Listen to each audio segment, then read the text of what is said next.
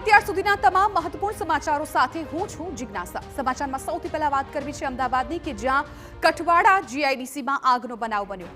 પ્લાસ્ટિકના ગોડાઉનમાં આગ લાગી। 1 કિલોમીટર દૂરથી દેખાયા ધુમાડાના ગોટે ગોટા। ફાયર વિભાગની ટીમ છે ઘટના સ્થળ પર પહોંચી ગઈ છે। 5 ગાડીઓ ફાયર બ્રિગેડની અત્યારે સ્થળ પર છે અને આગને કાબૂમાં લેવાના પ્રયાસો કરવામાં આવી રહ્યા છે। આગ લાગવાનું કારણ અકબંધ છે। કયા કારણોસર આગ લાગી છે એ હજુ જાણી નથી શકાયું, પરંતુ આ દ્રશ્યોમાં પણ આપ જોઈ શકો છો કે ઘટના સ્થળે ફાયર બ્રિગેડની 5 ગાડીઓ પહોંચી છે, એટલે આગે કેટલું વિકરાળ સ્વરૂપ ધારણ કર્યું હશે।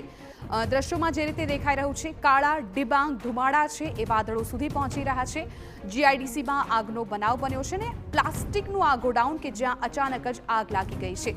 અત્યારે તો પ્રાથમિકતા આગને કાબૂમાં લેવાની છે, પરંતુ કયા કારણોસર આ આગ લાગી છે તે પણ તપાસનો વિષય। સાથે સાથે એ પણ સવાલો થઈ રહ્યા છે કે શું પ્લાસ્ટિકના ગોડાઉનમાં કોઈ વ્યક્તિ હાજર હતું કે નહીં, કેટલા લોકો ત્યાં હતા, શું કામગીરી ત્યાં વખતે થતી હતી અને કયા કારણોસર આગ લાગી, આ તમામ સવાલોના જવાબ તપાસ કર્યા બાદ મળશે। પરંતુ અત્યારે ફાયર બ્રિગેડની 5 ગાડી ઘટના સ્થળ પર પહોંચી ગઈ છે અને આગને કાબૂમાં લેવાના પ્રયાસો શરૂ કરવામાં આવ્યા છે।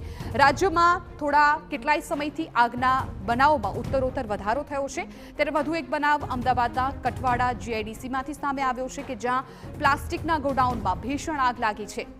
સંવાદદાતા મિહિર સોની આ મામલે વધુ જાણકારી આપી રહ્યા છે। મિહિર, આ પ્લાસ્ટિકના ગોડાઉનમાં કેવી રીતે આગ લાગી, કેટલા સમયથી આગ લાગેલી છે અને અત્યારે ફાયર બ્રિગેડ કઈ રીતે કામગીરી કરી રહ્યું છે?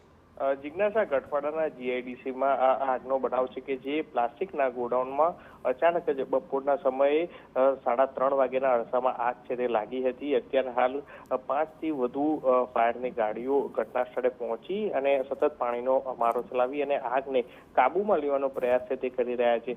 હાલ આગ લાગવા પાછળનું કારણ છે તે અકબંધ છે, પરંતુ પ્રાથમિક દ્રષ્ટિએ શોર્ટ સર્કિટના કારણે આ આગ લાગી હોવાનું અનુમાન છે તે લગાવવામાં આવી રહ્યું છે। પરંતુ આ આગ પ્લાસ્ટિકના ગોડાઉનમાં લાગતાની સાથે જ દૂરથી 1 કિલોમીટર સુધી આગના જે ગોટાના ધુમાડા છે તે દેખાઈ રહ્યા હતા। દ્રશ્યો છે તે પણ જોઈ શકાય છે। ત્યારે હાલ સતત ફાયર દ્વારા આગને જે હોલાવવા માટેનો પ્રયાસ છે તે સતત પાણીનો મારો ચલાવી અને આગને કાબૂમાં લેવાનો પ્રયાસ કરી રહ્યા છે। જિજ્ઞાસા, બિલકુલ મિહિર, આભાર સમગ્ર માહિતી બદલ। તો આ આગ છે એ બપોરથી લાગેલી છે। હાલ તો ફાયર બ્રિગેડની 5 ગાડીઓ ઘટના સ્થળ પર ઉપસ્થિત છે અને આગને કાબૂમાં લેવાના પ્રયાસો કરવામાં આવી રહ્યા છે।